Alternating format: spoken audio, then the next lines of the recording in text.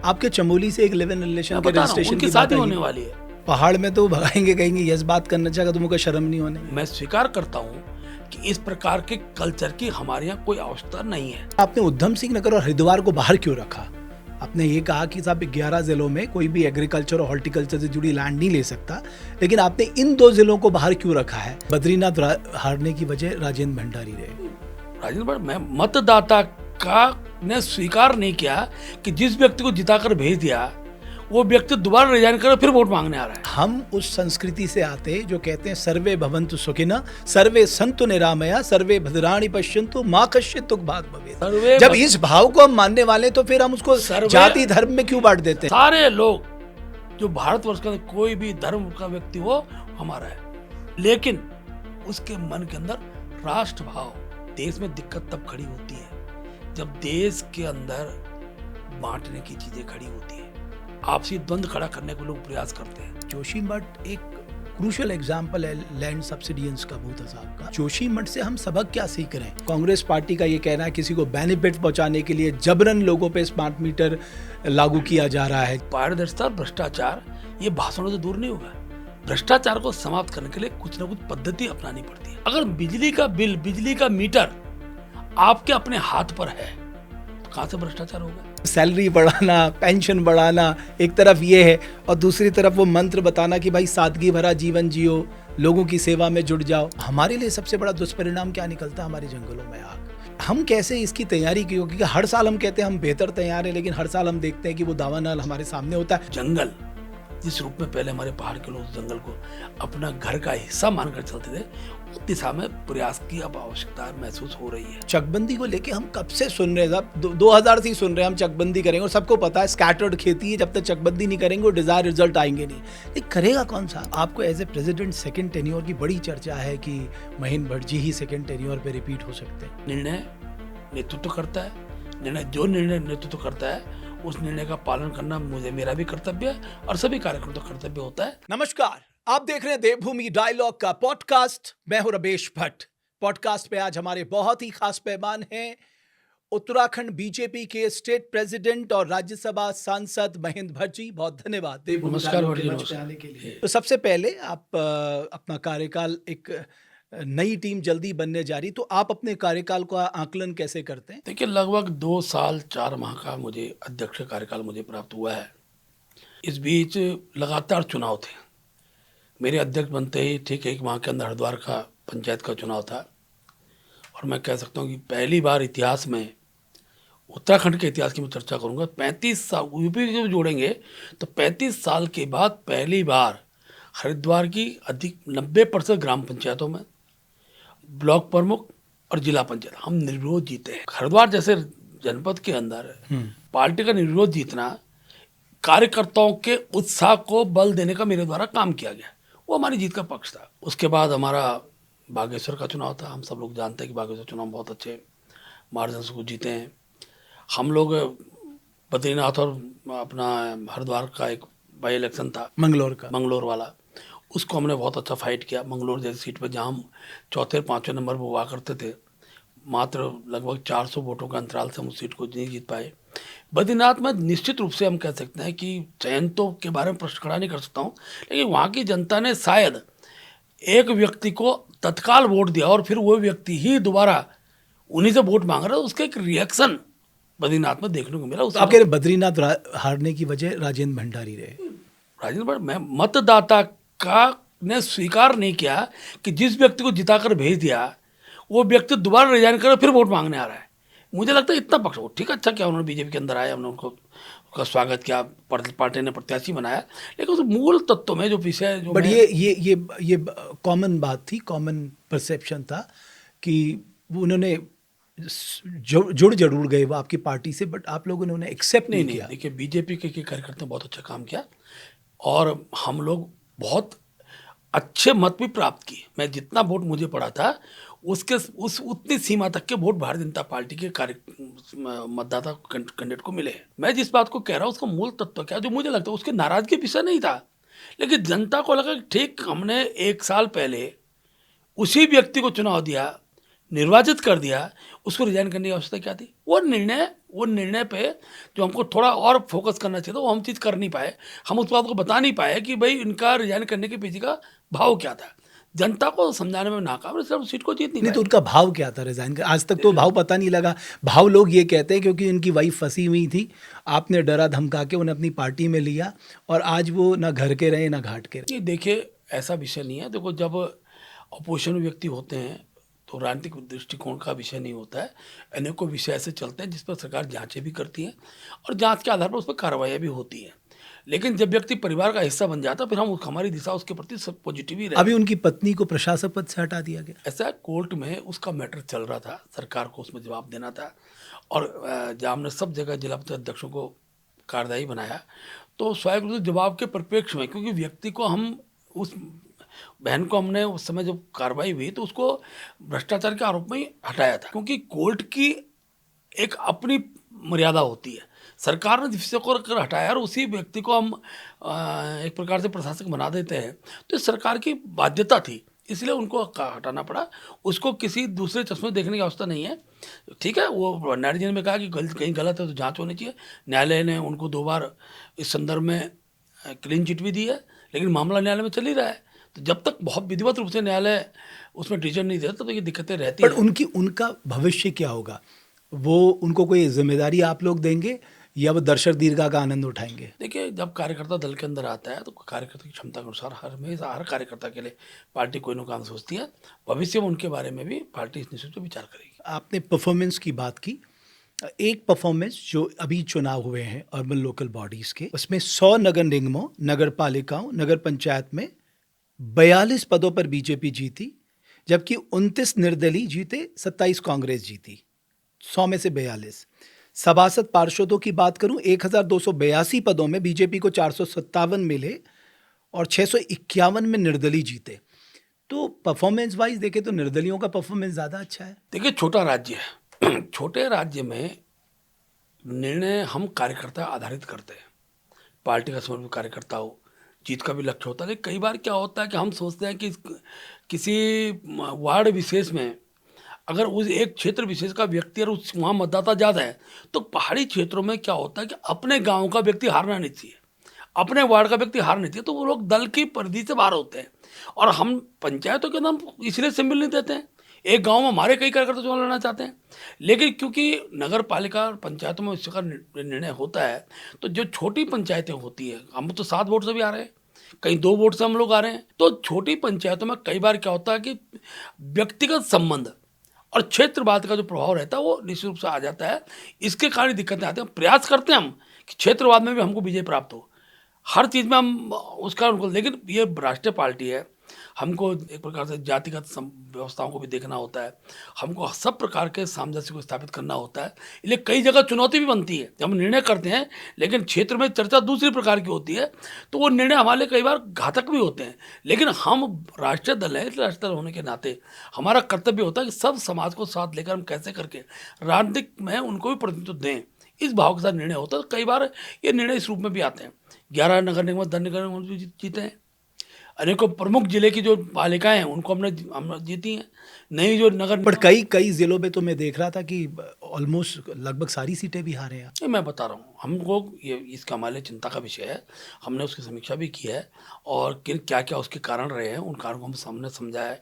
हमने वहाँ के जनप्रतिनिधियों से भी चर्चा वार्ता की है और मैं कह सकता हूँ भविष्य के अंदर, क्योंकि 2-3 जगह तो ऐसी स्थिति आई कि बहुत कम 50-100, एक जगह तो 2 वोट से आ रहे, एक जगह 7 वोट से आ रहे हैं।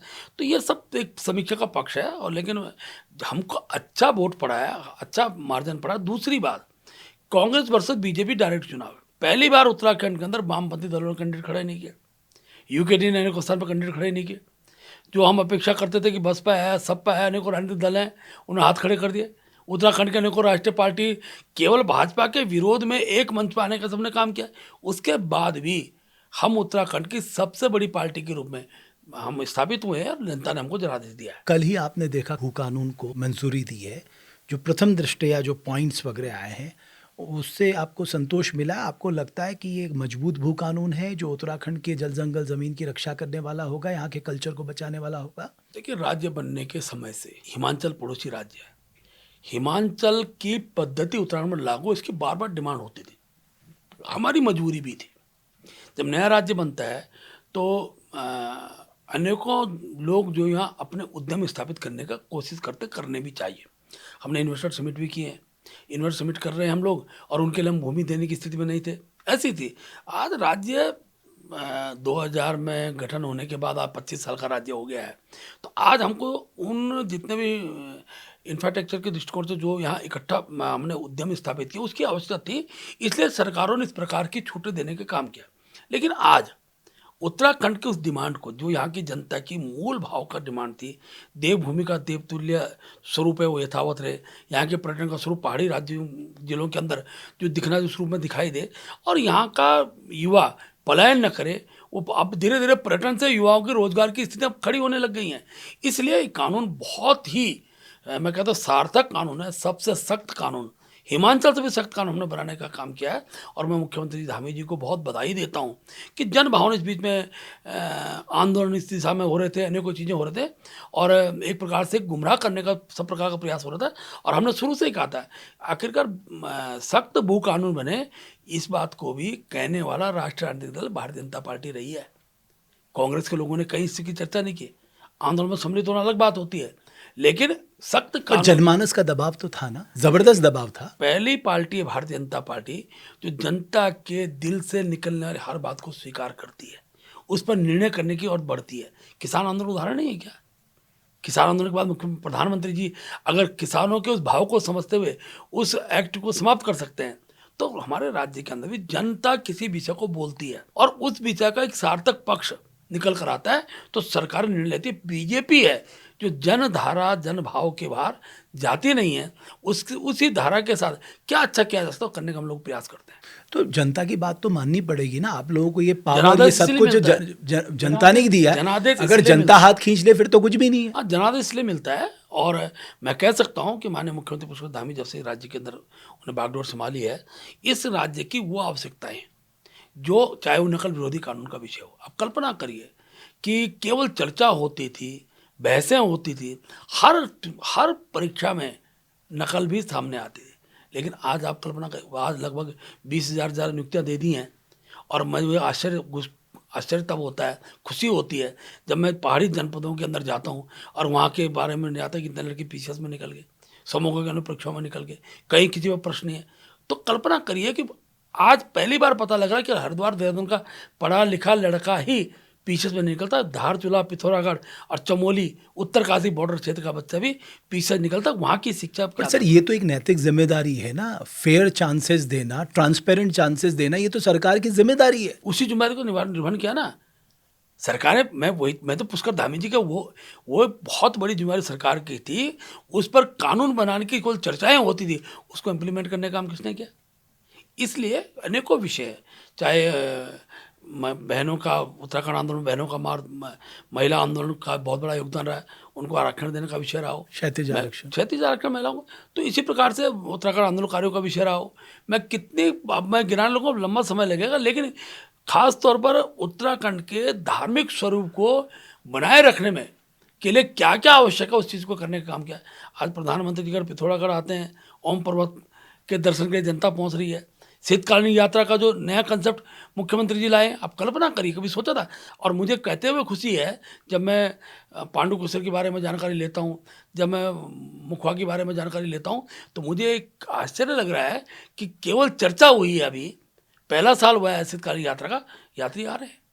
और प्रधानमंत्री जी का अभी जो दौरा गंगोत्री क्षेत्र का होगा, मैं विश्वास कह सकता हूँ कि यात्राओं की गति पकड़ेगा और उत्तराखंड राज्य की आर्थिक का जो मेन स्रोत यहाँ का टूरिज्म है, धार्मिक टूरिज्म हो, साहसिक टूरिज्म हो, उसके कारण हमको बड़ा लाभ होने वाला है। कि आपने उधम सिंह नगर और हरिद्वार को बाहर क्यों रखा?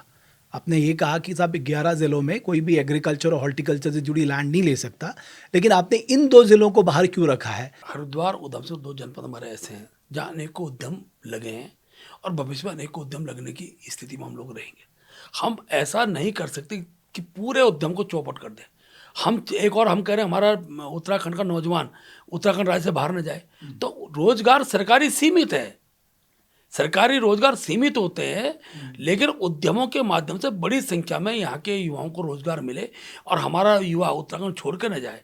और उद्यम का क्षेत्र हमारे पास 2 ही स्थान है, ये तो अगर हरिद्वार और उधम सिंह नगर। उधम सिंह नगर, इन 2 जिलों के अंदर अगर इस कानून को आज की परिस्थितियों में लागू नहीं किया है तो वो भी इस राज्य के हित के लिए। आप कह रहे हैं एक तरफ निवेश का भी आपको ध्यान रखना था कि इन्वेस्टमेंट आए, इंडस्ट्री लगे, लोगों को रोजगार मिले, और दूसरी तरफ आपको एग्रीकल्चर, हॉर्टिकल्चर और अपने सांस्कृतिक कल्चर को बनाना है। तो आप कह रहे हैं ये एक आदर्श और बैलेंस भू कानून है, यही जनता डिमांड करे। बिल्कुल। एक और बात, अभी ये हाउस पे आपने देखा स्मार्ट मीटर को लेके बहुत बवाल मचा हुआ है। कांग्रेस पार्टी का ये कहना है किसी को बेनिफिट पहुंचाने के लिए जबरन लोगों पे स्मार्ट मीटर लागू किया जा रहा है, जबकि इसकी कोई आवश्यकता नहीं थी।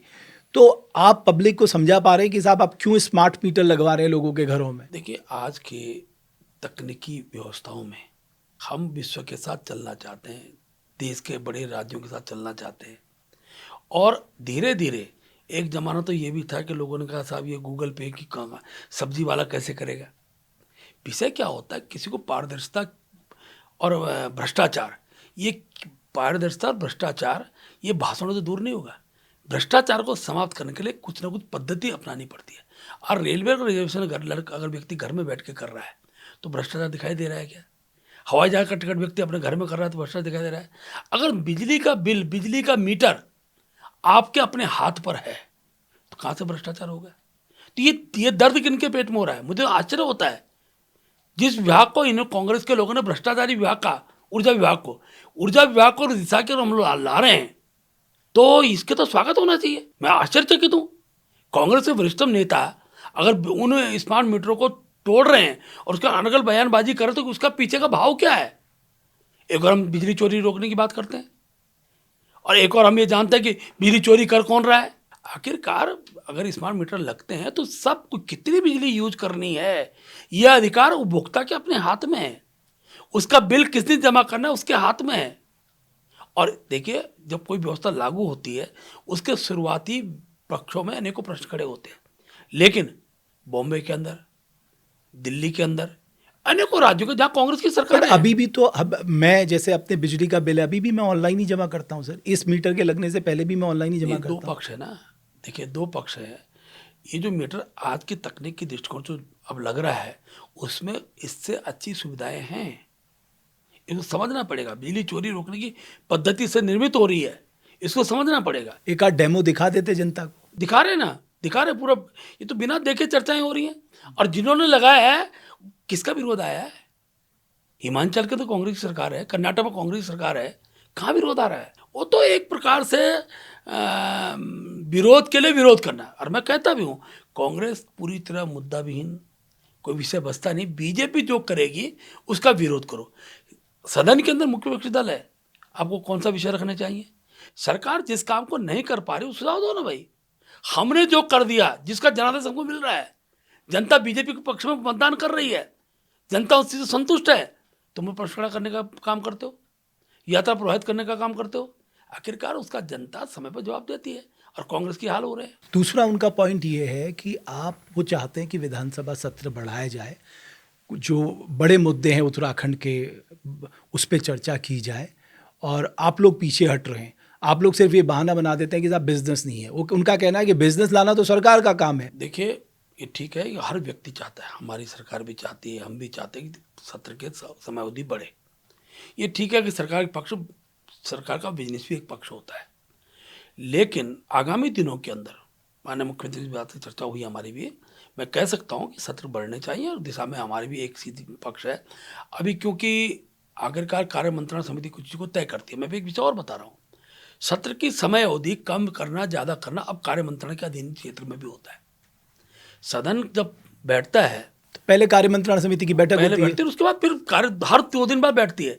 उसमें अगर दिन बढ़ाने का पक्ष आता है और कार्य मंत्रणा समिति के सदस्य को बढ़ाने की चर्चा करते हैं, अनेक बार दिन बढ़े हैं, ये ठीक है। सरकार तो जितना उसके बाद बिजनेस होगा उतने दिन की चर्चा करेगी। आखिर जनता के पैसे तो सत्र चलते हैं और उसके जो खर्चे होते हैं उसका भी पक्ष होता है। अभी कल मैं देख रहा था कि बड़ा शानदार मंत्र पढ़ाया जा रहा था। मूल भाव उस मंत्र का ये था कि अपने बारे में कम, जनता जनार्दन के बारे में ज़्यादा सोचो। तुम्हें एक बड़ा मौका दिया है ईश्वर ने, उसकी कृपा इसको समझो। तो दूसरी तरफ सैलरी बढ़ाना, पेंशन बढ़ाना एक तरफ ये है, और दूसरी तरफ वो मंत्र बताना कि भाई सादगी भरा जीवन जियो, लोगों की सेवा में जुट जाओ। देखिए, देश के अंदर हमारे जितने भी धर्माचार्य रहे हैं, उन्हें पहले सिखाने के काम किया। सारे सीख जाएंगे ये मैं नहीं कह सकता, लेकिन ये पद्धति बंद नहीं होनी चाहिए। सिखाने का जो दृष्टिकोण है बंद नहीं होना नहीं, चाहिए। मेरा कहना है वो मंत्र का मूल भाव जागृत भी तो वही होना कह रहा हूँ, चाहिए। नहीं, समय लगेगा ना, मूल भाव को समझने में समय लगेगा। लेकिन मैं ये कहूँगा ऐसा करना ही नहीं चाहिए, ऐसा होना ही नहीं चाहिए, ठीक नहीं है।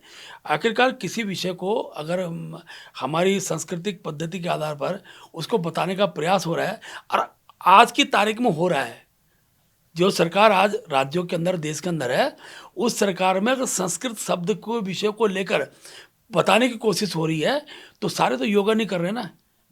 लेकिन योगा ने विश्व में स्थान बना दिया है। आज योगा भी एक मेडिसिन है।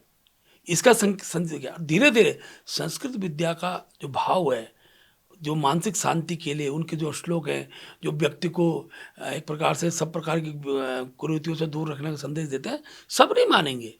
लेकिन कोई ना माने, इस भाव के साथ ये बंद नहीं होना चाहिए। मैं स्वागत करता हूँ अगर विधानसभा के अंदर संस्कृत का एक कार्यक्रम चला है, समय लगेगा, अभी एक ही बार नहीं, अनेकों बार चलाएंगे, तो कुछ तो होंगे जो इसको मानेंगे। अभी यूनिफॉर्म सिविल कोड की बात करते हैं, उसमें जो सबसे कंट्रोवर्शियल इशू सामने आया है वो है लिव इन रिलेशन को लेके।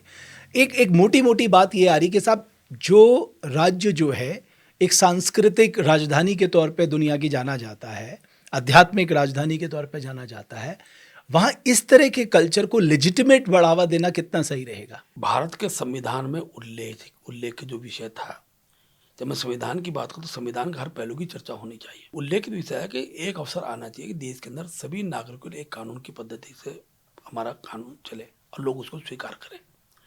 लेकिन आज इतने वर्षों के बाद आखिर जिस कानून की हम मांग करते, अगर ये विषय उस कालखंड में लागू हो जाता है या आज़ादी के 5-10 साल के अंदर, तो जिस बात को आज लोग कह रहे हैं उसको भी एक प्रकार से दंड की श्रेणी में लिया जा सकता था। बिना शादी के एक साथ रहना ये एक पद्धति का अंग नहीं था, हमारे कल्चर में है भी नहीं। लेकिन आज के परिप्रेक्ष्य में ऐसे अनेकों विषय निकल कर आए हैं, जब न्यायालय भी इस बात की छूट देता है कि बालिग जो व्यक्ति है या जो महिला है, वयस्क जो है वो साथ रह सकते हैं। अब जब न्यायालय किसी बात को बोलता है, न्यायालय को के पक्ष को भी मानना अगर संविधान के दायरे में आता है, तो जब कोई राज्य अपने यहाँ कोई कानून बनाते हैं तो न्यायालय के उस पक्ष को नजरअंदाज नहीं किया जा सकता है। स्त्री पुरुष को हम केवल इसलिए दोषी माने कि अवैध रूप से साथ रह रहे हैं, और न्यायालय उसको कह रहा है कि आप किसको कैसे रोक सकते हैं। स्त्री पुरुष के जरूरी नहीं कि मित्र भाव भी पक्ष हो सकता है, इसलिए हम किसी व्यक्ति को साथ रहने से, स्त्री पुरुष को साथ रहने से रोक नहीं सकते। जब इस बात को न्यायालय बोलता है तो लेकिन उसके जो विकृतियां आ रही हैं, उसके जो दुष्परिणाम आ रहे हैं, साथ रहने के बाद लड़की की हत्या हो जाती है, कई बार लड़की लड़की की हत्या कर देती है, तो आखिरकार तो कानून का प्रश्न खड़ा होता है। और जब कानून का प्रश्न खड़ा होता है तो उसके लिए कोई रास्ता निकालना यूसीसी में बहुत आवश्यक हो गया था। अब रजिस्ट्रेशन में लोग करेंगे, रजिस्ट्रेशन गोपनीय रखा जाएगा, लेकिन उनके माँ बाप को जरूर पता रहेगा कि ये साथ रह रहे हैं।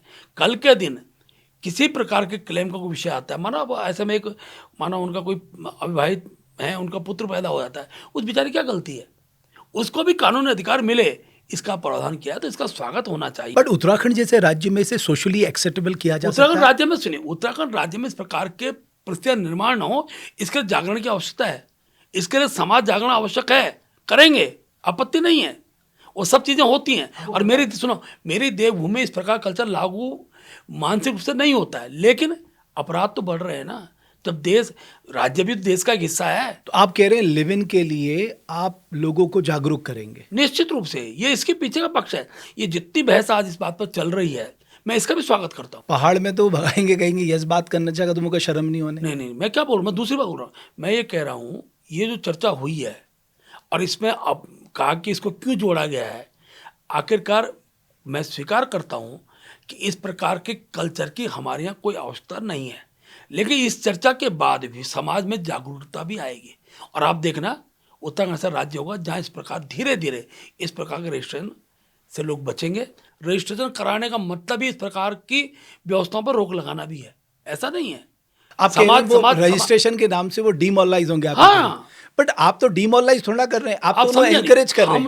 हम तो उस अपराध को रोकने के लिए जो बिना कुछ किए रहते थे, आपके चमोली से एक लिव इन रिलेशन मैं के बता रहा हूँ, रजिस्ट्रेशन उनकी की बात शादी आई होने है। वाली है, उनकी शादी होने वाली है, नाम क्लियर पता नहीं है, लेकिन उड़ते उड़ते जो मैंने भी सुना है कि लेकिन अब देखो लेकिन मैं शादी- इतना कह सकता हूँ, आप भी शॉक्ड हुए होंगे भाई, चमोली में ऐसा कौन है जो लिव इन रिलेशन के लिए रजिस्टर्ड करा रहा है? हुए नहीं आप शॉक? देखिए सभी होते हैं जब किसी जिले का, खासतौर पर सीमांत जिले का नाम आता है, लेकिन देखिए उनका क्या नाम है, कौन है, ये मैं भी नहीं कह सकता हूँ, ये उनके माँ बाप को पता है या उन दोनों को पता होगा, लेकिन समाज ने ये बात तो चला दी ना कि उनकी शादी होने वाली है।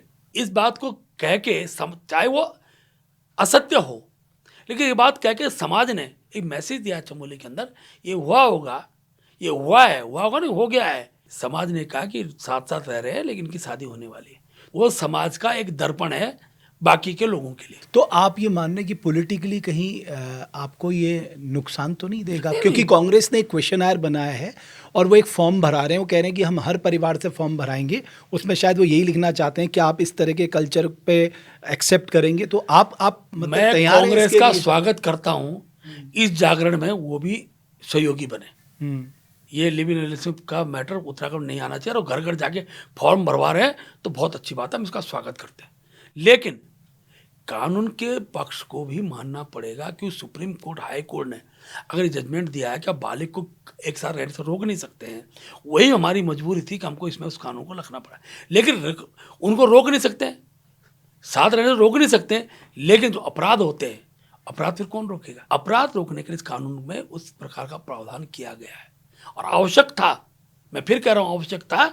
इस बात को भी जनता के बीच हम बताने जा रहे हैं, आवश्यक रूप से। तो अभी आप दबाव में हैं और आप लोगों के बीच में लेके इस मुद्दे को लेके जा रहे हैं। मैं ये कह सकता हूं कि जब दिग्भ्रमित चीजें खड़ी होती हैं, आपको ये डर जब इस लग रहा प्रकार का विषय खड़ा होता है, तो जनता उसके मूल तत्व को भूल जाती है कि उससे होने वाले बच्चे का क्या दोष है अगर सरकार ने उसको अधिकार दिया है। एक पत्नी के साथ दूसरी पत्नी की शादी आपराधिक श्रेणी में आया है, इसका प्लस पॉइंट है। बेटी को भी पिता की संपत्ति का अधिकार मिला है, पॉजिटिव पक्ष है।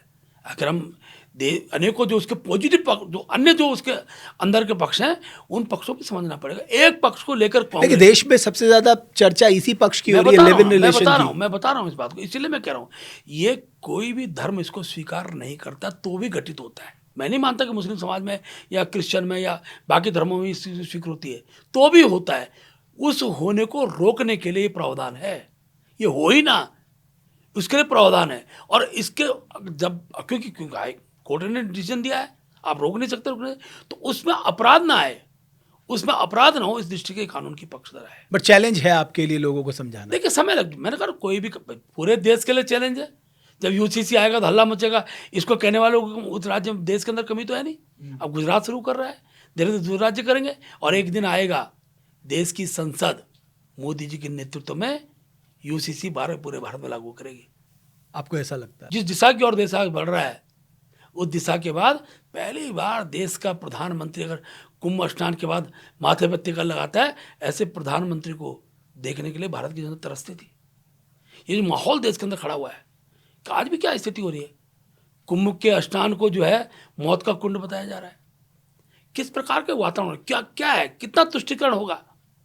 आखिरकार बहुसंख्यक समाज के बारे में चिंतन करने वाला, राष्ट्र के बारे में चिंतन करने वाला अगर देश का कोई प्रधानमंत्री बना है, तो मैं कह सकता हूँ वो इस देश के अंदर बहुत प्रधानमंत्री केवल बहुसंख्यक समाज का नहीं है ना, वो केवल देश का है, सबका है। तो वही तो मैं कह रहा हूँ। फिर मैं आपने कहा ना बहुसंख्यक की चिंता करने वाला, भाई उनको तो सबकी चिंता करनी होगी। देखो मैं दूसरी बात, फिर वही कह रहे हैं सबका साथ सबका विकास कहाँ पर है। बहुसंख्यक की चर्चा करता हूँ तो मैंने साथ में लाइन भी बोली, राष्ट्रवादी बहुसंख्यक, जो राष्ट्र के प्रेम करने वाले लोग हैं। सर जो देश में रहते हैं वो राष्ट्र को प्रेम तो करते ही। बहुत से लोग हैं भैया, मैं जानता हूँ बहुत से लोग हैं जो देश में रह के भी अपराध करते हैं, मैं उनको राष्ट्रवादी नहीं कह सकता।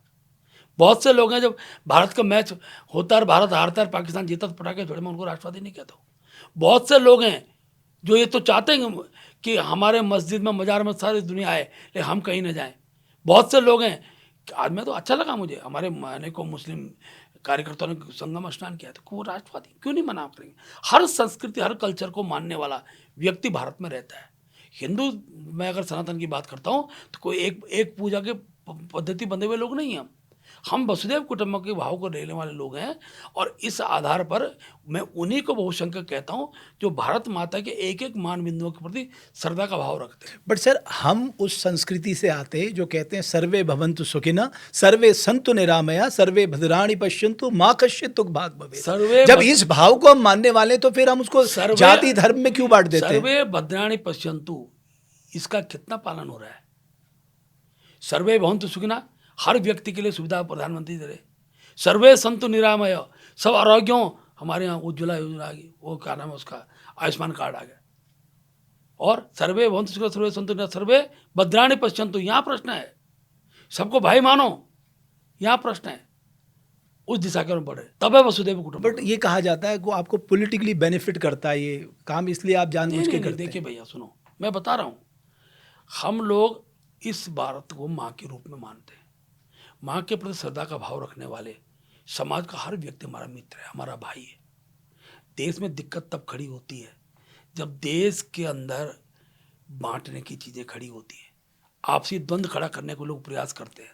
उस प्रकार के लोगों का विरोध करने का भी तो साहस होना चाहिए। वो भी तो कह रहे हैं बांटने का काम भी आप ही कर रहे हैं। भैया सुनिए, बांट दिया जिन्होंने बांटना था, 47 में बंट चुका है, अब सब हमारे हैं। सारे लोग जो भारतवर्ष का कोई भी धर्म का व्यक्ति हो हमारा है। लेकिन उसके मन के अंदर राष्ट्र भाव, अब कल्पना करो आप, अभी उत्तराखंड जितनी घटनाएं हुई, लैंड जिहाद, थूक जिहाद, चोरी में जो पकड़े जा रहे हैं, बेटियां उठा के ले जा रहे हैं, कौन है? अगर वो भारत के आपकी कानून व्यवस्था पे गंभीर सवाल है। मैं फिर कह रहा हूँ, कानून बनाना, कानून को इम्प्लीमेंट सरकार का काम है। हमने जेल के सलाखों में डाला, लेकिन कौन है सब उस पद्धति, उस सर्वे भद्राणि पश्यन्तु के भाव पर लाने का काम इस देश का बहुसंख्यक समाज कर रहा है। फिर बहुसंख्यक में सबको जोड़ रहा हूं मैं, अलग मत करिए। फिर आप बहुसंख्यक राष्ट्रवादी सब जोड़ दिया ना भाई। अब थ्योरिकल अलग चीज करके नुकसान होगा। सर आप थोड़ी ना बताएंगे कि कौन राष्ट्रवादी है कौन राष्ट्रवादी नहीं है। सुनो, मैं बता रहा हूँ उस बात। मतलब ये तो आप कह रहे हैं कि मैं सर्टिफिकेट दूंगा तब आपका पता लगेगा कि आप राष्ट्रवादी हैं। मैं नहीं कह रहा हूँ, राष्ट्रवाद के लिए आप ही का श्लोक काम करता है। उसी आधार पर जब तक हम पूरी सृष्टि को, एक एक व्यक्ति को अपने परिवार के रूप में नहीं मानेंगे, तब तक इससे खड़ा हुआ। बम ब्लास्ट कौन करता है? वो दिन भूल गए क्या, जब टीवी में, रेडियो में मैसेज देना पड़ता था कि कोई चीज़ छुइए मत, बम हो सकता है। आज दिख रहा है क्या ऐसा? कितने लोग राष्ट्रवादी बना दिए हमने आज। और जो अराष्ट्रवादी हैं वो मोदी जी के शासन में, पुष्कर धामी के शासन में बच नहीं सकते हैं, उनको सजा मिलेगी। तो अराष्ट्रवादियों को सजा देने का हम लोग करेंगे। वो किसी भी समाज का हो सकता है, किसी धर्म का हो सकता है। धीरे धीरे इस देश ने तो हर धर्म के व्यक्ति को सम्मान दिया है ना, कब नहीं दिया है? आज देश के संसद में लोग नहीं है क्या? देश के राष्ट्रपति में सब वर्गों को, सब प्रकार के लोग रहते हैं। इसलिए इस प्रकार की चर्चा को बढ़ता नहीं। हाँ, इतना मैं जरूर कह सकता हूँ कि एक समय आएगा भारतवर्ष के अंदर राष्ट्र प्रेम के लोग ही रहेंगे। जो राष्ट्र पर प्रेम नहीं करता उसको यहाँ जगह नहीं मिलने वाली है। ये माहौल आप क्रिएट करेंगे। हाँ, भारत को प्रेम को भाव रखने वाले हम पूरा सबका स्वागत करें। अच्छा, नेशनल गेम्स हुए, इसका मतलब नेशनल गेम्स हो गए, हमने बहुत अच्छा प्रदर्शन किया, हमारे खिलाड़ियों ने 4 चांद लगा दिए, हमारी बेटियों ने तो अद्भुत कर दिया, जितनी तारीफ की जाए कम है।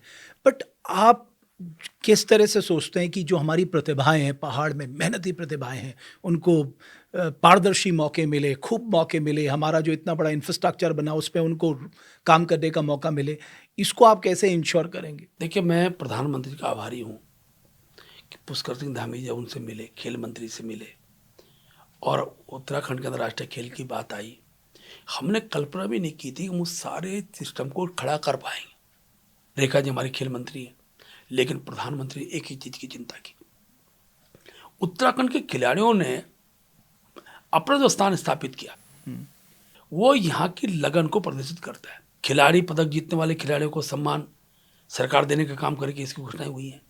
और अच्छा नाम देश के अंदर कमाने का हमारे लोगों ने किया, उत्तराखंड के लोगों ने किया। हम मुख्यमंत्री जी का भी आभार व्यक्त करते हैं, जिस प्रकार का प्रधानमंत्री जी उसके उद्घाटन में आए, गृह मंत्री जी उसके समापन में आए। इस प्रकार का माहौल इस राज्य के अंदर, अब ये देवभूमि के साथ खेल भूमि, जो माननीय प्रधानमंत्री जी, मुख्यमंत्री जी का है, मैं विश्वासपूर्वक कह सकता हूँ, अब हमारी दूर दराज के क्षेत्र में रहने वाली, आखिर हमने करा ना, हमारे जब से खेल महाकुंभ की हमने चर्चा की है तो ब्लॉक स्तर पर हम खेल करा रहे हैं, पहली बार हो रहा है रेखा, जिन्हें ब्लॉक स्तर पंचायत स्तर पर खेल होने, ब्लॉक स्तर पर खेल होने, फिर जिला स्तर पर स्कूटी तक उनको इनाम में दिया। धीरे धीरे अच्छे प्रतिभाओं को सरकारी नौकरी में उनको स्थान देने का काम हो रहा है। तो उत्तराखंड के अंदर खेल के प्रति भी एक सम्मान बढ़ा है। इसके बाद बहुत एक प्रकार से प्रतिमाएं हमारी निखर कर आई हैं, और मैं कह सकता हूँ आगामी दिनों के अंदर भारत में जहाँ भी नेशनल गेम्स होंगे उत्तराखंड अपना स्थान इसी प्रकार आगे बढ़ाता रहेगा। एक और बात जो अब शुरू हुई, क्योंकि आपने देखा इस बार गर्मी बहुत पड़ रही है, अभी से पड़ रही है, और ये ग्लोबल वार्मिंग के बड़े संकेत हैं। तो हमारे लिए सबसे बड़ा दुष्परिणाम क्या निकलता है? हमारे जंगलों में आग। उस आग की वजह से हमारे ग्लेशियर पिघल रहे हैं, उस आग की वजह, उसके धुएं की वजह से हमारे शरीर में विपरीत प्रभाव पड़ रहा है, हमारे फ्लोरा फोना को एक बहुत नुकसान हो रहा है। हम कैसे इसकी तैयारी की? क्योंकि हर साल हम कहते हैं हम बेहतर तैयार हैं, लेकिन हर साल हम देखते हैं कि वो दावानल हमारे सामने होता है, वो हमारे टूरिज्म को भी प्रभावित करता है एक तरह से। जब इस प्रकार की घटनाएं खड़ी होती है, इसका हर व्यक्ति चिंतित होता है। केवल जंगल में आग से मनुष्य को खतरा नहीं होता है, प्राणी जगत को बहुत बड़ी क्षति होती है। हमारे जंगली जानवर जिस प्रकार से जलते हैं, और प्रकृति में जितने भी प्राणी आए हुए हैं उनका अपना कोई ना कोई योगदान इस सृष्टि के ठीक समन्वय के लिए रहता है।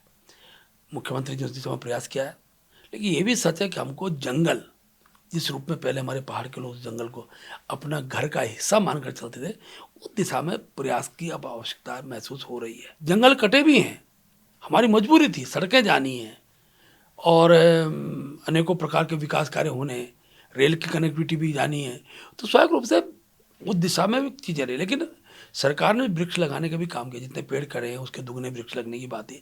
वो समय लग रहा है उन वृक्षों को खड़ा होने में। समाज के बीच में जागरण आवश्यक है कि गांव का जंगल वो गांव वाले बचाएं, और उस दिशा में पहल हुई है। अब सरपंच पहले बीच में बंद हो गया था, सरपंचों के अब ठीक प्रकार चुनाव हो रहे हैं, उनके लिए कोई आर्थिक व्यवस्था की चर्चा हो रही है, और धीरे धीरे मुख्यमंत्री जी ने कहा भी है कि जिस गाँव का जंगल वो आग मुक्त होगा उस ग्राम सभा को अलग से फंडिंग करने की हम लोग चर्चा, उसकी चर्चा भी हुई है। मुझे लगता है बहुत जल्दी वो एक मुख्यमंत्री जी का कहना शीतला खेल मॉडल हम लागू करेंगे।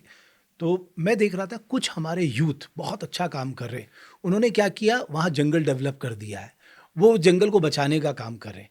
आपको नहीं लगता हमें इस तरह के यूथ को खूब आगे लाना चाहिए, पूरी तरह से पूरे देश दुनिया को दिखाना चाहिए भाई ये असाधारण यंग लोग हमारे हैं जो इस विपरीत परिस्थिति में जंगल बचाने का काम कर रहे हैं, और ये दूसरी युवा पीढ़ी को प्रेरित करेंगे। बट यही मैं कहना चाहता हूँ कि देखो धीरे धीरे समाज के अंदर पर्यावरण के प्रति, वैसे तो उत्तराखंड की भूमि ऐसी है जहाँ चिपको आंदोलन उससे प्रारंभ हुआ, मैती आंदोलन हमने प्रारंभ किया है, हर प्रकार का एक पक्ष हमने यहाँ से दिया है, हमने उसका इम्प्लीमेंट भी किया। धीरे धीरे भारत से प्रेरणा ले, उत्तराखंड से प्रेरणा लेकर भारत के अनेकों राज्यों ने उसको खड़ा किया है। लेकिन जहाँ जंगल ज़्यादा होते हैं वहाँ आग लगने की संभावनाएं भी ज़्यादा रहती हैं, इसको भी समझना पड़ेगा। आग, जंगल को आग से बचाने के लिए मैंने कहा ना, मेरा जंगल उसकी सुरक्षा मैं करूं, इसके लिए जागरण के साथ साथ सरकार की पॉलिसी बनेगी, और मैं विश्वासपूर्वक कह सकता हूं धीरे धीरे हम उस दिशा का, क्योंकि जिस प्रकार का प्रकृति का वातावरण बन रहा है और जिस प्रकार से समय पर बारिश नहीं होना है, जब बर्फ पड़नी उस समय बर्फ नहीं पड़ रही है, अभी इसके लिए केवल दोषी उत्तराखंड दोषी नहीं है, पूरी मानव जाति दोषी है, पूरी मानवता उसके लिए दोषी है, हम लोग दोषी हैं। धीरे धीरे विश्व के जो संगठन है वो इस दिशा में पहल करेंगे, और हर देश को किस प्रकार से उसका पर्यावरण संतुलन बना रहे वो दिशा में काम करेगा, तो निश्चित रूप से उसका भी कुछ दिनों परिणाम आएगा। क्योंकि जीवन की रक्षा प्रकृति की रक्षा से ही है, हम प्रकृति की रक्षा नहीं कर पाएंगे तो प्रकृति से ही तो हमारा जीवन है, प्रकृति से हमारा जीवन है। इसलिए स्वाभाविक रूप से उस दिशा में पूरे विश्व की पहल हो, लेकिन क्योंकि हम पर्यावरण प्रेमी हैं, हमारा बहुत बड़ा फिर वही उपद्योग शांति, अंतरिक्ष शांति, पृथ्वी शांति, राबा शांति, बिल्कुल मैं कह रहा हूँ ना, ये तो हमारे जीवन में इनबिल्ट है, और वो ये संस्कार हमने यहीं से देने हैं। उस दिशा में धीरे धीरे करके पहल होगी, और क्योंकि हर बार आग न लगे उसके लिए प्रयास भी रहते हैं, फिर भी दुर्घटनाएं होती हैं। लेकिन आश्चर्य की बात तब होती है, मैंने तो सदन के अंदर, राज्यसभा के अंदर मैंने इस चीज़ को उठाया है, भारत सरकार के वन पर्यावरण मंत्रालय से मैंने आग्रह भी किया है कि जहाँ जंगल बड़ी संख्या में है वहाँ के लिए जब हम SDRF NDRF का गठन करते हैं तो अग्नि रोक के लिए भी कुछ न कोई भारतवर्ष के अंदर किसका एक क्योंकि फर्स्ट रिस्पॉन्स उन्हीं को देना है, रहना चाहिए। तो किस तरीके से उसको कर सकते हैं, कैसे हम भारत सरकार के घोषणा भी, इतनी भी बात हो जाएगी जिस गांव का जंगल नहीं जलेगा फॉरेस्ट डिपार्टमेंट में बड़ी बहुत बड़ा जो अनेकों दिक्कत क्या होगी, बहुत बड़ा भूभाग अब फॉरेस्ट डिपार्टमेंट के पास है। ये फॉरेस्ट डिपार्टमेंट को हम कैसे करके उस काम में और गतिशील बना सके। फॉरेस्ट पेड़ लगाने भी हैं, पेड़ जमने भी हैं, अब पेड़ बचाने भी। ये 3 पद्धतियों के आधार पर जब तक हम उनकी मॉनिटरिंग नहीं करेंगे तब तक हाँ, मतलब फॉरेस्ट डिपार्टमेंट गलत कामों के बजाय अच्छे कामों के लिए जाना जाए। तो उस दिशा में एक नीति बनाने की आवश्यकता है और धीरे धीरे अच्छे अधिकारी उसमें जाएंगे और निश्चित इसमें कह सकता हूँ इस दिशा में आगे पहल होगी। जोशी मठ को लेकर, बिकॉज आपकी तो कॉन्स्टिट्यूंसी रही है, उसको पुनर्वास को लेकर अभी तक ग्राउंड में कुछ ऐसा दिखाई नहीं दे रहा है, जबकि जोशीमठ एक क्रूशियल एग्जाम्पल है लैंड सब्सिडियंस का, भूत हसाव का। और दूसरा मैं आपसे जानना चाहता हूं कि जोशीमठ से हम सबक क्या सीख रहे हैं, क्योंकि हमारे कई शहर ऐसे हैं जो बहुत दबाव में, अभी देख रहा हूं मैं जिस तरह से वहाँ पर कंस्ट्रक्शन चल रहे हैं, ज़बरदस्त दबाव है। हमारी चिंता ये होनी चाहिए कि दूसरा जोशीमठ इस उत्तराखंड में ना बने। एक बात बहुत स्पष्ट कर देता हूँ, जब से जो उसमें घटना के बाद हमने जो अपने प्राधिकरण बनाए थे, उन प्राधिकरणों ने इस पर रोक लगाने का काम किया है। उसकी दिक्कतें भी हमारे सामने आ रही हैं, बहुत से लोगों के काम रुक गए, वो 4 मंजिल बनाना चाहते हैं, उसको मना कर दिया गया है। तो ये दिक्कत वो ज़रूरी भी है, जरूरी है, लेकिन ये भी बताना आवश्यक हो रहा है कि भाई जीवन है तो तभी सब कुछ है, और कैसे करके हम उन पर जो लोड पड़ रहा है, खासतौर पर जो बहुत दूर के सीमावर्ती गांव हैं और जहाँ इस प्रकार की चीज़ें निर्माण होती है, हर बार निर्माण होती हैं, उसको रोकने का काम कर रहा है और सख्ती से करेंगे। जहाँ तक जोशीमठ का विषय है तो क्योंकि उसकी DPR भारत सरकार को चली गई है, कुछ काम वहाँ प्रारंभ हो गए हैं, कुछ कामों के लिए पैसा आ रहा है, लेकिन जल्दबाजी में कुछ नहीं करना है, क्योंकि मोदी जी के शासन में जो ट्रीटमेंट होगा वो ट्रीटमेंट भी ट्रीटमेंट के रूप में होगा। नहीं तो और सरकारें होती अब तक तो बजट आके नहीं, लेकिन पहाड़ में आप चांस नहीं ले सकते ना, क्योंकि अगर आप एक बड़ी आबादी को दूसरी जगह बसाना चाहें, आपके पास लैंड कहाँ है? नहीं, बसने का विषय देखो, वहाँ लगभग उसका समाधान निकल चुका है। किसको बसाना है, किसको वहाँ से करना है, किसको हम ट्रीटमेंट के माध्यम से जोशीमठ के उस स्वरूप को बनाए रखे भविष्य के लिए, उस दिशा के अंदर पूरा भूगर्भीय वैज्ञानिकों के माध्यम से उसकी नीति बन चुकी है, उस नीति पर काम कर चल रहा है। और मुझे लगता है कि धीरे धीरे काम प्रारंभ हो चुका है, कुछ जगह तो काम प्रारंभ हो चुका है, कुछ विषय है जहाँ सिंचाई विभाग के जो नीचे से स्लाइड हो रहा था उसको रोकने का बजट है, जैसे आएगा तो उसका असर दिखाई देगा। एक चिंता जो मैं पहाड़ों में घूमता हूँ जो मुझे लगाई देती कि लोग अपनी खेती बाड़ी की तरफ रुख उस पैमाने पे नहीं कर रहे हैं जैसा हम चाहते हैं। इसको लेकर आपको लगता है कि हमें कुछ सोचना चाहिए, क्योंकि खेत बंजर रखना, गांव खाली छोड़ना, सब ये तो हमारे लिए लॉन्ग टर्म में, चलो अभी तो आपको सस्ता राशन मिल रहा है, बट गवर्नमेंट भी 80 करोड़ लोगों को हमेशा तो राशन देगी नहीं, सस्टेन कर ही नहीं सकते इतना बड़ा बजट को। तो हमें, आपको लगता है कुछ ऐसे प्रयोग करने होंगे ताकि लोग लौटे, और जो जानवरों से खतरा उसके लिए भी हमें रास्ते निकालने चाहिए? देखिए, ऐसा है, उत्तराखंड के दृष्टिकोण से अगर मैं कहूँ तो हमारी कृषि केवल स्त्री प्रधान कृषि रही है। हमारे यहाँ मुझे कई बार लगता था, जब मेरी नानी बोलती थी मैंने तेरी माँ को स्कूल जाने नहीं दिया, तो मैं दंग रह जाता था कि मेरी मामी तो टीचर बन गई थी 5 पास करने के बाद, लेकिन मेरी माँ को नहीं जाने दिया, तो उसके पीछे कारण क्या है? तो बड़ा प्रश्न दिमाग में आता था। मैं आज ये नहीं करूँ कि बेटियों को पढ़ाना नहीं चाहिए, लेकिन उस कालखंड में कृषि करने के लिए पढ़ाई की अवस्था नहीं थी, और मातृशक्ति अपनी खेती पर ध्यान देती थी, और पुरुष को क्योंकि रोजगार के लिए जाना होता था तो अध्ययन भी करना था, घर भी छोड़ना था। हमारे यहाँ आर्थिक के साधन नहीं थे, लोग एक प्रकार से पूरे भारतवर्ष के अगर अलग अलग राज्यों में हम लोग गए, उसके पीछे कारण हमारी अन्न उत्पादन की क्षमता की कमी थी। लेकिन आज जैविक खेती का सबसे बड़ा केंद्र हमारा राज्य बन सकता है। तो मैं इस बात को कह सकता हूँ कि प्राकृतिक खेती के केंद्र के रूप में उत्तराखंड स्थापित हो सकता है। कोदा झंगोरा जो आज श्री अन्न के रूप में प्रधानमंत्री जी ने जो कंसेप्ट दिया है, धीरे धीरे अब पढ़ा लिखा लड़का, मशरूम के क्षेत्र में पढ़े लिखे लड़के भी अब धीरे धीरे उस दिशा में बढ़ रहे हैं। आज मेरी बेटी अगर बीटेक करके, तो मैं क्या दूसरे का उपदेश दूंगा? मेरी बेटी खेती में संभव नहीं है, लेकिन मेरे खेत आबाद रहे इसकी चिंता मुझे करनी है। तो कैसे होगा? तो मैं अपने उस जिसने मेरे बेटे ने बीटेक किया उससे जब मैं कहूँगा कि बेटा ये खेत है, कैसे करना है, क्या करना है, देखो हर काम के लिए लोग हमेशा उपलब्ध रहते हैं। मकान बनाना तो मैं जानता हूँ ना, मुझे ईंट लगानी नहीं आती, लेकिन मिस्त्री तो मिलते हैं। मेरा खेत कैसे आबाद रहे उसके लिए मुझे क्या क्या करना है, ये चिंता जब तक मेरी नहीं होगी, मैं केवल अपनी माँ अपनी पत्नी के भरोसे इस चिंता को बना कर रखो तो नहीं कर सकेंगे। धीरे धीरे उस दिशा के लोग बढ़ रहे हैं। अभी चाहे मच्छी पालन का क्षेत्र हो, मुर्गी पालन का क्षेत्र हो, भेड़ पालन का क्षेत्र हो, इस दिशा में धीरे धीरे अनुकूलता आ रही है। अब जब से आयुर्वेदिक खेती का विषय खड़ा हुआ है, मटर के हमने क्लस्टर बनाए, आलू के क्लस्टर बनाए। श्रीलंका के अब आज कल ही मैं उनका बयान देख रहा था, हमारे जो चीफ सेक्रेटरी हैं, उन्होंने कहा हम बहुत जल्दी कोदा झोंगर का भी समर्थन हम लोग घोषित कर रहे हैं। तो ऐसा नहीं है, लेकिन अब क्या है, जब लोग हमारे यहाँ जब लोगों को लगेगा कि ये आर्थिक के बड़े साधन बने, बद्री घी उसमें हाँ बिल्कुल। एक आप कल्पना करिए। एक छोटी सी बात जो मैं आपसे जानना चाहता हूँ, इतना आपका अनुभव हो गया राजनीति में, कि हमारी जो एग्रीकल्चर, पशुपालन, दुग्ध पालन या हॉर्टिकल्चर या बी पालन, जितनी भी ये नीतियाँ हैं, इसको 100% ग्राउंड में हमें लागू करना चाहिए। हो क्या रहा है, अब मान लो पौधे बांट दिए, वो पौधे दूसरे निकल गए या ख़राब निकल गए, या आप देखिए अभी मैं पढ़ रहा था कि साहब बॉक्स मार्केट में 2100 रुपये का मिल रहा है मधुमक्खी का, और हम खरीद रहे हैं उसे 4200 रुपये का, और किसान को 50% सब्सिडी पे दे रहे हैं। किसानों की आय तो बढ़ेगी नहीं। मेरा कहने का तात्पर्य ये है कि ये एक ऐसा सेक्टर है जिसमें सबसे ज़्यादा आपकी आबादी निर्भर करती है, जो आपकी ग्रोथ को सबसे ज़्यादा सपोर्ट करता है। अगर ये सेक्टर आगे नहीं बढ़ा, आप ग्रोथ अपना प्रोस्पेक्ट ला ही नहीं सकते। तो आपको लगता है कि साहब हमें अच्छे अफसर और जवाबदेही और जिम्मेदारी के साथ हमें ये योजनाएं लागू करनी मैं होंगी। आपकी बात से पूरी तरह सहमत हूँ, और मैंने माननीय मुख्यमंत्री जी ने कहा भी है कि कृषि और प्राकृतिक खेती के लिए हम किस प्रकार से एक उसके लिए गुणात्मक कोई कार्य योजना तैयार कर सकते हैं। उस संदर्भ में एक पहल हो, और ऐसे अधिकारी जिनका इसके प्रति चिंतन है, हमारे यहाँ पंतनगर यूनिवर्सिटी है, उनमें अनेकों ऐसे बुद्धिजीवी प्रोफेसर्स हैं जिन्होंने बीज के नई नई प्रजातियों को स्थापित किया है। लेकिन उत्तराखंड के अंदर हम इन सब चीज़ों को कैसे डेवलप करें, खास तौर पर उत्तराखंड का कोई खेत बंजर ना हो। हमारे अंदर कुछ विकृतियाँ भी है ना, हम सबसे ज़्यादा विश्वास अपने भाई पे करते हैं।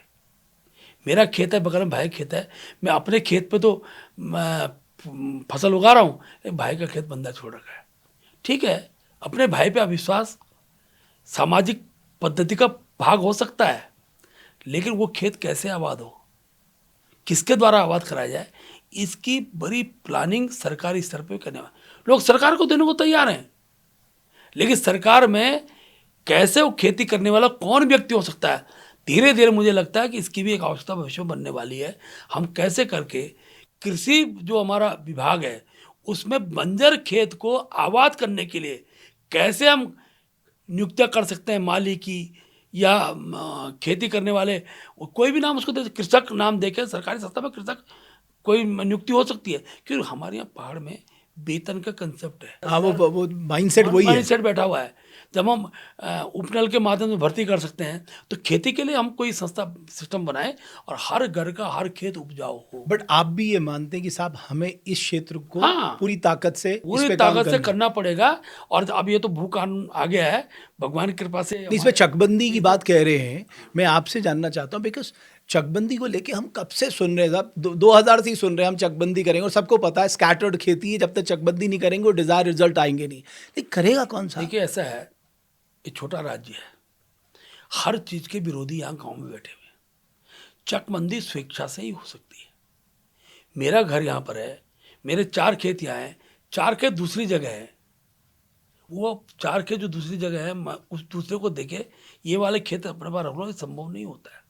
स्वतंत्र चकबंदी का ऑप्शन खुलना चाहिए, और जब तक स्वतंत्र चकबंदी का ऑप्शन नहीं खुलेगा तब तक हम इस दिशा में आगे बढ़ नहीं सकते। सरकार तो खोल सकती है, ये खोल रखा है, खुला है, उस दिशा में प्रयास भी हो रहे हैं। लेकिन इसमें ठीक है कि सरकार जिसके कम उपजाऊ खेत है कैसे उसको अनुदान दिलाया जाए, उसको उपजाऊ बनाया जा सकता है। उपजाऊ बनाया जा सकता है। तो पहली श्रेणी उपजाऊ करने की स्थिति में जाना पड़ेगा, बिना उसके चकबंदी उत्तराखंड में संभव नहीं है।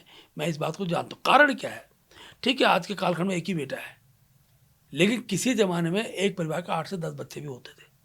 भाइयों में हमारे परदादाओं ने जितना खेत बनाया, खेत उतना ही है, हमने केवल उसमें ओडा, हमारे तो ओडा बोलते हैं, एक भाई का यहाँ से यहाँ तक, इस भाई का यहाँ से, इस भाई का यहाँ से तक बटा हुआ है। दिक्कत क्या है कि उन भाइयों का जो बटा हुआ वो एक भाई पे कैसे मिलेगा, दूसरे भाई को कहाँ देना है, वो दूसरे का खेत है, वो दूसरा परिवार है। आज केवल बंजर भूमि को ही उपजाऊ करने के लिए, मान लो जमीन दिल्ली रहे, बॉम्बे रहता है, उसकी खेती है, सरकार तय करे कि भाई तुमको इतना मिलेगा, गांव में किससे काम कराए, उसको देना पड़ेगा, और उसका अनुबंध रहेगा कि खेत उसी का है, मालिक वही रहेगा।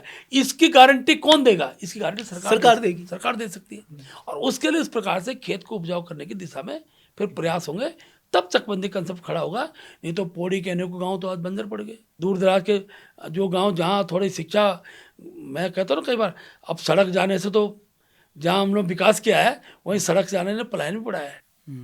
दोनों चीज़ें पहाड़ में खड़ी होती है, तो धीरे धीरे चीज़ें अनुकूलता में आएंगी और उसका आधार बजी एक चीज पूछना चाह रहा था, आप राजनीति में कैसे आए? भाई मैं संघ का स्वयंसेवक था।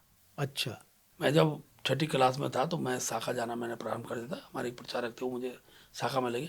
राष्ट्रवादी खेल के साथ राष्ट्रवादी विचारों ने मुझे प्रभावित किया।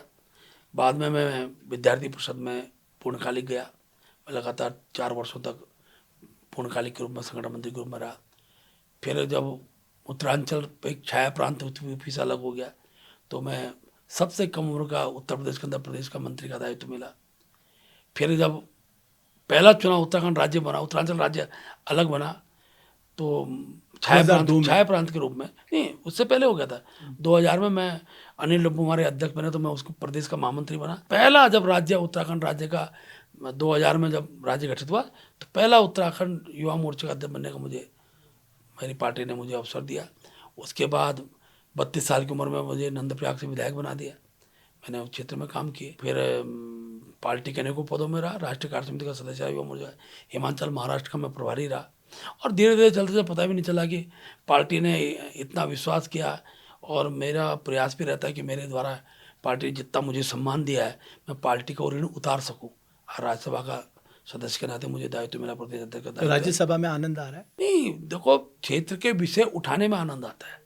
वहाँ तो बोलने के लिए लोग आते हैं ना, और इतने सदस्य होते हैं, जब अवसर मिलता है बोलने का तो मन बहुत हल्का होता है कि वहाँ पर विषय रखने हो तो राज्य के विषय होते हैं, देश के विषय होते हैं, उनके हम लोग चर्चा करते हैं। लेकिन वहाँ भी भाग्य से आता है भाई साहब, वहाँ भी 0 सेशन की पर्ची निकलती है। जिसकी पर्ची आज ईश्वर की कृपा से, भगवान बद्रिशाल की कृपा है कि मेरे अनेकों बार पर्चियाँ निकल गई हैं। अच्छा। अनेकों विषय मैंने उठा दिए है। तो एक मैं सुन रहा था आशा कार्यकर्ता हाँ, आशा कार्यकर्ती है, मैंने अनेकों विषय, उससे पहले भी बहुत से विषय मेरे द्वारा उठे हैं, मैं उसको आप तक भेजूंगा। लेकिन मेरी कोशिश रहती कि जो मैं दर्द महसूस करता हूँ मैं उस प्लेटफॉर्म बोल सकूँ जिसका मैसेज पूरे देश के अंदर जाए। तो आपको as a president second tenure की बड़ी चर्चा है कि महीन भट्ट जी ही सेकंड टेन्योर पे रिपीट हो सकते हैं। देखिए, मेरे दल के अंदर चर्चा होना स्वाभाविक है और चर्चा कार्यकर्ता ही करते हैं और चर्चाओं में हर राजनीतिक कार्यकर्ता रहता है। लेकिन निर्णय नेतृत्व करता है। जो निर्णय नेतृत्व करता है उस निर्णय का पालन करना मेरा भी कर्तव्य है और सभी कार्यकर्ताओं का कर्तव्य होता है। अभी हम लोग मंडल के चुनाव की ओर बढ़े हैं। धीरे धीरे जिला चुनाव तक 28 तक मेरा प्रयास है कि जिला अध्यक्ष तक हम चुनाव विधिवत रूप से कर दें और बाद में प्रदेश अध्यक्ष के चुनाव में जो नेतृत्व तय करेगा उस हिसाब से काम करेंगे। मुझे पार्टी ने बहुत कुछ दिया है और सत्सम्मान अध्यक्ष के रूप में मैंने अपनी पारी को पूरा भी किया है। ये केंद्र का बजट तो आ गया, राज्य का बजट भी आ गया है, तो आप लोगों ने भी संगठन की ओर से कुछ स्पेसिफिक डिमांड रखी थी? हमने बजट पर जब हमने सरकार द्वारा हमने कहा था कि भाई जनता की सवाल लीजिए, आज बजट पर भाषण की हुई प्रति मेरे तक आ जाएगी। उसका पूरे हमारे कार्यकर्ता हर जिले के अंदर उन पर चर्चा करते हैं, व्यापारी वर्गों के बीच में चर्चा करते हैं, विद्यार्थियों के बीच में चर्चा करते हैं, मातृशक्ति के बीच में चर्चा करते हैं। पार्टी के कार्यक्रम बनते हैं, सेंटर के बजट हो चाहे स्टेट का बजट हो। हम हर बार, ये पहली सरकार है तो हर वर्ष के हमने इस वर्ष में क्या किया ये जनता तक बताने जाती है। ये नहीं कल 5 साल का कार्यक्रम सरकार ने क्या, मोदी जी के साथ जब से देश के प्रधानमंत्री बने हैं हर वर्ष स्टेट का काम हो चाहे सेंटर काम हो उसकी बुकलेट निकलती है। हर वर्ष में ये हुआ है वो बताते हैं। और यही तो मुख्यमंत्री पे केंद्र का हमारा वो रहता है कि मुख्यमंत्री भी अपने 1 वर्ष के काम को बताएं। पहले क्या हो चर्चा नहीं। मैं अभी जब भारत सरकार का बजट देख रहा था तो आगामी दिनों में क्या करने वाले हैं इस वर्ष में वो बजट था, जो कर दिया विषय समाप्त, वो तो कर दिया है। अब क्या बजट का तो फायदा भी मिल गया दिल्ली चुनाव में आपको तुरंत। आगे आगे क्या हो उसका चर्चा होता नहीं। ठीक है, जो विषय जब जनता किसी बात की अच्छा है कि हमने जनता के विश्वास का बजट दिया और जनता ने उसमें आदेश दिया। एक लास्ट सवाल मैं ज़रूर आपसे जानना चाहूँगा कि आप उत्तराखंड को किस तरह से आगे बढ़ता देखना चाहते हैं? मतलब आपकी नज़र में क्या है कि हम पलायन को लेके बात करते हैं, अभी हम कह रहे हैं कि साहब हमारे सामने कानून की चुनौतियां भी खड़ी हैं, लॉ एंड ऑर्डर की सिचुएशंस भी खड़ी हो रही हैं, बट आप किस तरह से देखते हैं कि हमें आगे कैसे बढ़ना चाहिए? देखिए, हर राज्य के अंदर कुछ ना कुछ गुण तो होने चाहिए। उसकी जो यूनिकनेस जो शक्ति है उसके अंदर एक छवि दिखनी चाहिए। जैसे पूरे देश के अंदर एक भाव है कि उत्तराखंड का व्यक्ति जो है ईमानदार होता है, ये जनरल परसेप्शन। जनरल, मैं अगर संसद के अंदर जाता हूँ, राज्यसभा के अंदर जाता हूँ, तो मैं वहाँ देखता हूँ तो सारे उत्तराखंड के हमारे भाई हैं। मैं मंत्रियों के घरों में देखता हूँ तो ये हमारी बहुत बड़ी शक्ति है। पहली बात, उत्तराखंड का व्यक्ति ईमानदार दिखाई दे, इस कंसेप्ट को खराब नहीं करना है। इसको हम कैसे और गति दे सकते हैं, इसका धारणा है। और इसके पीछे का भाव है कि उत्तराखंड के तो पॉलिटिशियंस को एग्जाम्पल सेट करना मैं होगा। बता रहा हूँ, ये हमारे जो हर घर में फौजी है ना, हर गांव में, ये उसका आधार है। और मुझे खुशी होती है कि उत्तराखंड का नौजवान आज भी फौज में जाने के लिए लालायित रहता है। अनेकों राज्यों के लोग नहीं जा रहे हैं, ये मेरा राज्य है। इसलिए हम जिस आधार पर अपने को इस रूप में खड़ा किया है, उसका आधार हमारा सैनिक है। इसलिए हम भविष्य के अंदर अपने सैनिकों को, उत्तराखंड के युवाओं को इस दिशा में आगे बढ़ाएं। फिर अनेकों चर्चाएं होती है साहब कि ये सेना की भर्ती के स्वरूप आज क्या होंगे, सब चीज़ होंगे, लेकिन आज की पद्धति की भर्तियां भी हैं। उस आधार पर भी हम ये कह सकते हैं, हम अपने उस भाव को कि उत्तराखंड का व्यक्ति राष्ट्रभक्त है, ईमानदार है, उसको हम जागृत करने का काम कर रहे हैं। एक दूसरा, अब धीरे धीरे सड़कें हर गांव चली जाएंगी, हर घर में बिजली चली गई, पानी का भी व्यवस्था हो रही, लेकिन तब भी सत्य ये है कि जितने उत्तराखंडी पलायन कर गए, हम उनको लाने की स्थिति में नहीं है। ठीक बात। हम जागरण कर सकते हैं कि आगे कोई पलायन ना हो, क्योंकि इतने लोग हम समा भी नहीं सकते, बसा भी नहीं सकते, उनकी चिंता संभव भी नहीं है, और व्यक्ति आता भी नहीं। उत्तराखंड का व्यक्ति और आलू, ये विश्व के हर जगह मिलेगा। सरदारों के बारे में कहा जाता है, लेकिन सरदार हमारे कई जगह नहीं है पहाड़ में, लेकिन कहा जाता है आलू और उत्तराखंडी विश्व के हर शहर में मिलेगा। उसको लाएंगे तो फिर ये तो किसी देश से बड़ा देश बन जाएगा। लेकिन जो हैं उनके अंदर विश्वास खड़ा करना, उनके बल पर उत्तराखंड सुरक्षित है, रोजगार के अवसर स्थापित करने, किस प्रकार के रोजगार के माध्यम से हम चीज़ों को ठीक रख सकें, इस दिशा की पहल में सरकारें भी पहल करें और जागरण भी इस रूप में खड़ा हो, तो हम अपने इस अस्तित्व को बढ़ा सकते हैं। बहुत धन्यवाद महेंद्र भट्ट जी, देवभूमि डायलॉग के पॉडकास्ट में आने के लिए। बहुत दिलचस्प आपसे लगा बात करके, बहुत महत्वपूर्ण मुद्दों पे हमने बात की, और हम आशा करते हैं आपका राज्यसभा टर्म बहुत शानदार रहे और आप उत्तराखंड के जनमानस के मुद्दे खूब सारे उठाते रहें। धन्यवाद। देवभूमि डायलॉग में, जैसा कि मैं हमेशा कहता हूं, कि अगर आप चाहते हैं किसी महानुभाव को बुलाना, तो आप हमें अपना सुझाव भेज सकते हैं। हमारी कोशिश रहेगी आप जिनको चाहते हैं हम इन मंच पे लाएं, उनसे बातचीत करें। बहुत धन्यवाद हमारे इस पॉडकास्ट को देखने के लिए।